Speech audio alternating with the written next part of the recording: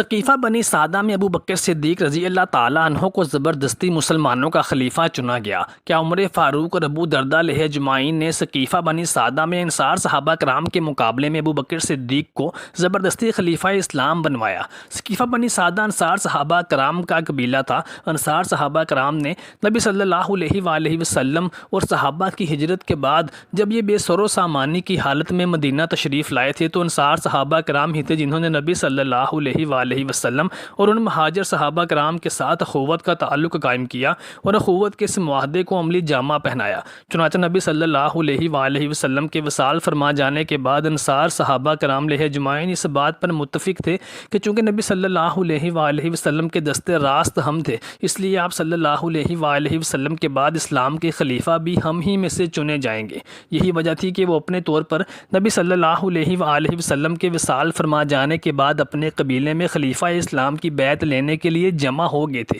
مگر اسی وقت ابو بکر صدیق، عمر فاروق اور ابو درداء علیہ اجمعین بھی وہاں پہنچ گئے اور عمر فاروق نے حضرت ابو بکر صدیق رضی اللہ تعالیٰ عنہ کو خلیفہ نامزد کیا اور ان کے ہاتھ پر بیعت کرنے لگے تو باقی بہت سارے صحابہ کرام نے بھی حضرت ابو بکر صدیق کی بیعت کر لی، لیکن انصار صحابہ میں سے کچھ صحابہ نے اس کا بائیکاٹ کیا۔ حضرت علی رضی اللہ تعالیٰ عنہ اور کچھ دیگر صحابہ نے بھی ابو بکر صدیق رضی اللہ تعالیٰ عنہ کی خلافت کی بیعت نہیں کی تھی اور وہ حضرت علی رضی اللہ تعالیٰ عنہ کے گھر پر جمع ہو کر ابو بکر صدیق رضی اللہ تعالیٰ عنہ کی بیعت کرنے یا نہ کرنے کے بارے میں آپس میں مشورے کیا کرتے تھے۔ ایک دن ابو بکر صدیق رضی اللہ تعالیٰ عنہ نے کچھ صحابہ کرام کو بھیجا کہ جا کر حضرت علی رضی اللہ تعالیٰ عنہ کو اور ان کے گھر میں موجود دیگر صحابہ کو زبردستی،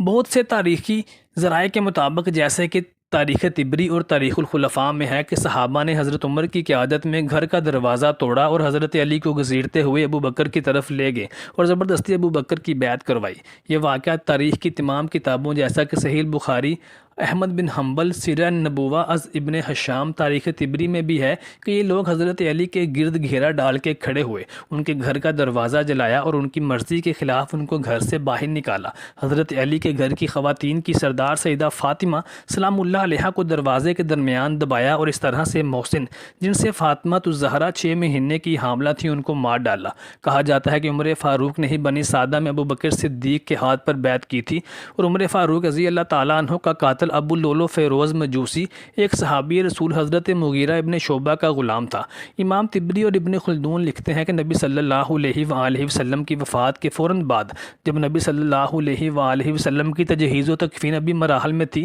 تو بعض صحابہ کرام نے آ کر بتایا کہ قبیلہ بنی سعدہ میں انصار صحابہ نبی صلی اللہ علیہ وآلہ وسلم کا نائب اور ان کا خلیفہ چننے کے لیے جمع ہو چکے ہیں۔ یہاں سے ابو بکر صدیق، عمر فاروق اور ابو درداء کو اپنے ساتھ لے جا کر وہاں جمع ہوئے تاکہ وہاں جا کر انصار قبیلے میں خلافت کی اس میٹنگ سے ان کو باز رکھ سکیں، کیونکہ نبی صلی اللہ علیہ وآلہ وسلم کا یہ ارشاد تھا کہ خلافت قریش میں رہے گی، جبکہ انصار قبیلہ قریش کے مقابلے میں کمزور اور مرتبے میں کم تھا اور ابو بکر صدیق جانتے تھے کہ اگر خلافت قریش سے باہر گئی تو قریش اور ثقیفہ بنی سعدہ کے درمیان کبھی نہ ختم ہونے والی قبائلی اور سیاسی جنگ جنم لے لے گی، جس سے مسلمانوں میں تفرقہ پڑنے کا اندیشہ تھا اور مسلمانوں کے کمزور ہو جانے کا خدشہ تھا۔ چنانچہ ابو بکر صدیق رضی اللہ تعالیٰ عنہ نے ثقیفہ بنی سعدہ میں پہنچ کر انصار صحابہ کرام کو نہایت احسن انداز میں سمجھایا اور خلافت کی بیعت کے لیے عمر فاروق اور ابو درداء کا نام پیش کیا، مگر عمر فاروق رضی اللہ تعالیٰ عنہ نے ارشاد فرمایا کہ میں ابو بکر صدیق رضی اللہ تعالیٰ عنہ کے ہوتے ہوئے کبھی بھی خلافت کے لیے خود کو اہل اور حقدار تصور نہیں کرتا، اور ساتھ ہی انہوں نے ابو بکر صدیق رضی اللہ تعالیٰ عنہ کی خلافت کی بیعت کی اور ان کی دیکھا دیکھی باقی صحابہ کرام علیہ اجمعین نے بھی ابو بکر صدیق کو پہلا خلیفہ چن لیا۔ اہل تشیع کا اعتراض یہ ہے کہ ابو بکر صدیق اور عمر فاروق نے ملی بھگت کے ساتھ یہ ڈرامہ رچایا اور عمر فاروق نے پہلے ابو بکر صدیق کو خلیفہ نامزد کروا دیا اور پھر ابو بکر صدیق نے اسی پلان کے تحت اپنی موت سے چند دن پہلے عمر کو تخت خلافت پر فائز کر دیا، جبکہ اہل سنت کے ماخذ بیان کرتے ہیں کہ ثقیفہ بنی سعدہ میں ابو بکر صدیق کی بیعت ہنگامی بنیادوں پر لی گئی تھی۔ اگر وہاں پر ابو بکر صدیق کی بیعت نہ لی جاتی تو مسلمانوں کے درمیان تفرقہ پڑنے کا اندیشہ تھا، جبکہ ابو بکر صدیق نے عمر فاروق کو اس لیے نامزد کیا تھا کیونکہ عمر فاروق رضی اللہ تعالیٰ عنہ کے علاوہ کوئی اور ایسی شخصیت نہ تھی جو خلافت کا بار گراں اپنے کاندھوں پر اٹھا سکتی، جبکہ اہل تشیع کا موقف یہ ہے کہ حضرت علی رضی اللہ تعالیٰ عنہ کے ہوتے ہوئے عمر فاروق کا خلیفہ نامزد ہونا ان کے ساتھ زیادتی ہے۔ ابو بکر صدیق رضی رضی اللہ تعالیٰ عنہ کو اگرچہ مدتوں کے تجربے سے یہ معلوم ہو گیا تھا کہ خلافت کا بار گراں حضرت عمر کے سوا کسی اور سے نہ اٹھ پائے گا،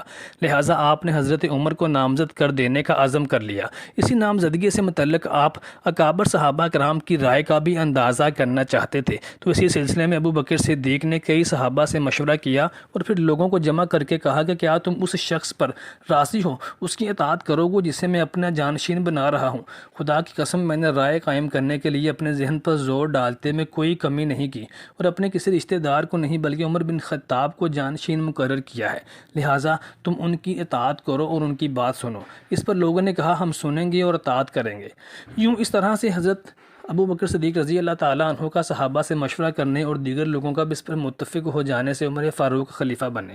جب عمر فاروق آخری وصیتیں فرما رہے تھے تب لوگوں نے عرض کیا کہ امیر المومنین، آپ کسی کو خلیفہ نامزد کر دیں، تو عمر فاروق رضی اللہ تعالیٰ عنہ نے کہا کہ میرے نزدیک ان لوگوں میں سے خلافت کا کوئی حقدار نہیں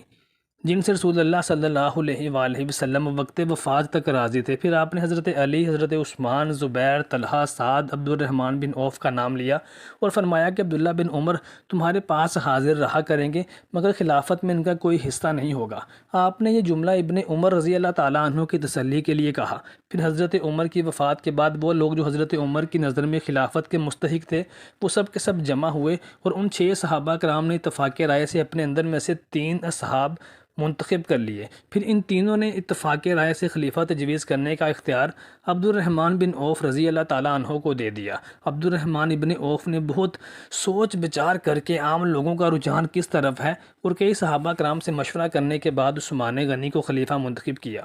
کچھ ماخذ یہ بھی لکھتے ہیں کہ اگر حضرت ابو بکر صدیق رضی اللہ تعالیٰ عنہ کے بعد عمر فاروق کی جگہ پر حضرت علی رضی اللہ تعالیٰ عنہ خلیفہ نامزد ہو جاتے تو مسلمانوں کے درمیان تفرقہ اور فرقہ بازی کسی حد تک کم ہو جاتی، لیکن جمہور امہ اور مسلمانوں کے اجماع نے جسے شخصیت پر کیا انہیں خلیفہ بنا دیا گیا۔ عمر فاروق رضی اللہ تعالیٰ عنہ نے اپنی وفات سے پہلے 6 صحابہ کے نام نامزد کیے تھے، ان میں حضرت علی رضی اللہ تعالیٰ عنہ کا نام سر فہرست تھا، لیکن پھر ان 6 صحابہ کرام رہ اجمعین کی کمیٹی نے عثمان غنی رضی اللہ تعالیٰ عنہ کو خلیفہ منتخب کیا۔ لیکن یاد رکھنے کی بات یہ ہے کہ حضرت علی رضی اللہ تعالیٰ عنہ نے کسی بھی خلیفہ کے خلاف کوئی قدم نہ اٹھایا، کسی بھی خلیفہ کے خلاف کبھی کوئی دعویٰ دائر نہ کیا، ان سے بہتر اور اہل خود کو کبھی خلافت کے لیے نہ جانا، بلکہ حضرت علی رضی اللہ تعالیٰ عنہ نے ہمیشہ تمام خلفائے راشدین کے ساتھ مل کر ان کی خلافت کو مضبوط کیا اور ان کے شانہ بشانہ کھڑے نظر آئے۔ ہاں، حضرت علی رضی اللہ تعالیٰ عنہ سے یہ بات ضرور ثابت ہے کہ انہوں نے حضرت ابو بکر صدیق رضی اللہ تعالیٰ عنہ کی خلافت کی بیعت نہیں کی تھی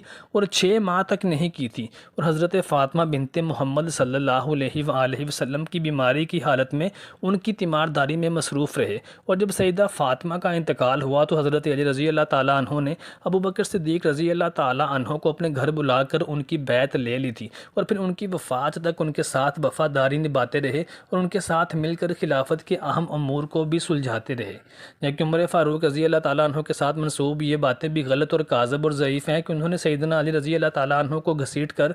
لا کر انہیں ابو بکر صدیق رضی اللہ تعالیٰ عنہ کی خلافت کی بیعت کے لیے زبردستی راضی کیا اور سیدہ فاطمہ الزہرا کے گھر کو جلایا اور ان کے اوپر دروازہ گرایا۔ یہ تمام باتیں عمر فاروق رضی اللہ تعالیٰ عنہ کی ذات اقدس کے ساتھ منسوب کی جاتی ہیں جو کہ جھوٹ ہیں اور متروک اور کاذب روایات کے نتیجے میں سامنے آتی ہیں۔